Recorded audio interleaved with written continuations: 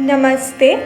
श्रीमद् भगवत गीता के पहले 3 अध्यायों को सफलतापूर्वक सीखने के बाद मैं चौथे अध्याय की चैंटिंग सीखने के लिए आपका स्वागत करती हूँ। मैं हर श्लोक को 2 बार कहूँगी, दूसरी बार आप मेरे साथ बोल सकते हैं। After having successfully learned the first 3 chapters, I welcome you for learning to chant the 4th chapter of Srimad Bhagavad Gita. I will chant each verse twice. You may please chant along with me the second time. Atha Chaturthodhyayah Shri Bhagavanuvacha Imau vivasvate yogam प्रोक्तवानहमव्ययम् विवस्वान्मनवे प्राह मनुरिक्ष्वाकवे ब्रवीत्। श्रीभगवानुवाच इमौ विवस्वते योगम् प्रोक्तवानहमव्ययम् विवस्वान्मनवे प्राह मनुरिक्ष्वाकवे ब्रवीत्। श्री भगवान ने कहा, मैंने इस अविनाशी योग को विवस्वान यानी सूर्य देवता को सिखाया। विवस्वान ने मनु को व मनु ने इक्ष्वाकु को सिखाया। The blessed Lord, Shri Bhagavan said, I imparted this imperishable yoga to Vivaswan. Vivaswan taught this to Manu and Manu transmitted this to Ikshvaku. Evam parampara praptam imam rajarshayo viduhu sakale neha mahata yogo nashtaf parantapa. Evam parampara praptam imam rajarshayo viduhu sakale neha mahata yogo nashtaf parantapa। इस प्रकार परंपरा से प्राप्त हुए इस योग को राजर्षियों ने जाना, परंतु हे परंतप, वह योग लंबे समय के बीत जाने से यहाँ इस लोक में नष्ट प्राप्य हो गया है। Handed down from generation to generation in this way, the kings who were sages knew it. But, O Arjuna, with the long lapse in time, this yoga has declined in the world.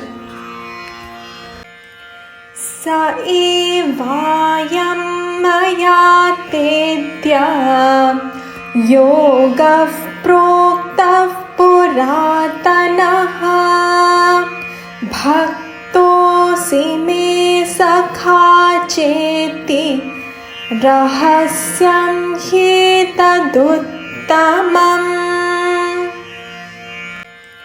स एवायं मया तेद्य योगः प्रोक्तः पुरातनः भक्तोऽसि मे सखा चेति रहस्यं ह्येतदुत्तमम्।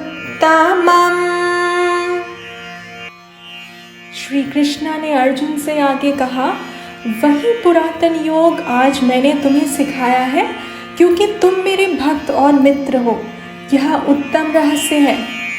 Shri Krishna further tells Arjuna that today that same ancient yoga has been taught to you by me, O Arjuna, because you are my devotee and my friend. This is indeed a profound secret. Arjun उवाच अपरं भवतो जन्म परं जन्म विवस्वतः कथमेतद्विजानीयाम् त्वमादौ प्रोक्तवानिति। अर्जुन उवाच अपरं भवतो जन्म परं जन्म विवस्वतः कथमेतद्विजानीयाम् त्वमादौ प्रोक्तवानिति। अर्जुन बोले, आपका जन्म तो अभी का है और सूर्य का जन्म बहुत पुराना है, अतः आपने ही सृष्टि के आदि में सूर्य से यह योग कहा था, इस बात को मैं कैसे समझूं? Arjuna said, your birth was later, O Krishna, whereas the birth of Vivaswan was earlier. How am I to understand this, that you only instructed him in the beginning? Shri Bhagavanuvacha bahuni me vyatitani janmani tava charjuna tanyaham veda sarvani na tvam vedha parantapa। Shri Bhagavanuvacha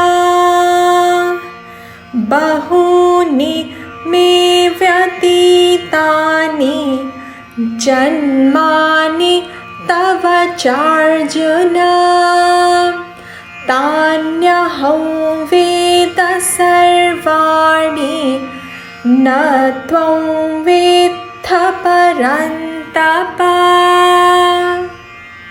Shri भगवान ने कहा, हे अर्जुन, मेरे और तुम्हारे बहुत से जन्म हो चुके हैं, परंतु हे परंतप, उन सबको मैं जानता हूँ और तुम नहीं जानते। श्री भगवान said, O scorcher of enemies, O Arjuna, many lives of mine have passed and so have yours. I know them all, but you do not know them। इस प्रकार अब तक गीता में श्री कृष्ण ने मानवीय समस्या को पहले अध्याय में राग यानी भावनात्मक निर्भरता, शोक यानी दुख और मोह यानी भ्रम की समस्या के रूप में प्रकट किया। इसके बाद उन्होंने दूसरे अध्याय में कर्म योग के बाद ज्ञान योग साधना रूपी समाधान दिया। तीसरे अध्याय में कर्म योग का उन्होंने अधिक विस्तार किया व चौथे और पांचवें अध्याय में ज्ञान योग की साधना को विस्तार से समझाया गया है। चौथे अध्याय की शुरुआत अब गीता की महिमा के दर्शन से आरंभ होती है, जिसमें श्री कृष्ण अर्जुन को बताते हैं कि गीता केवल उस अनादि और कालातीत वैदिक ज्ञान को प्रकट कर रहा है जो प्राचीन काल से मानव के उद्धार के लिए सृष्टि की शुरुआत से ही प्रवाहित हो रहा है।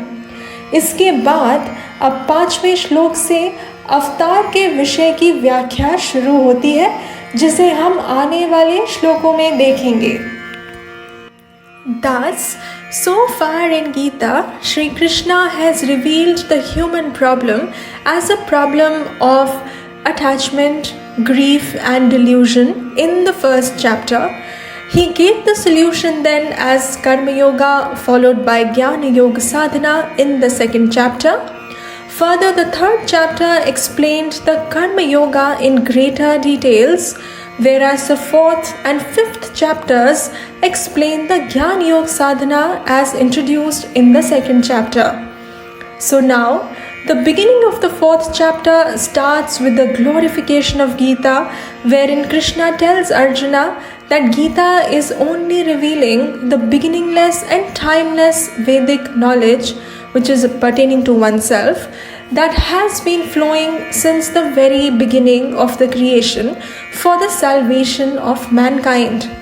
He now begins to explain the topic of avatar with the 5th verse, which we will see in the following verses.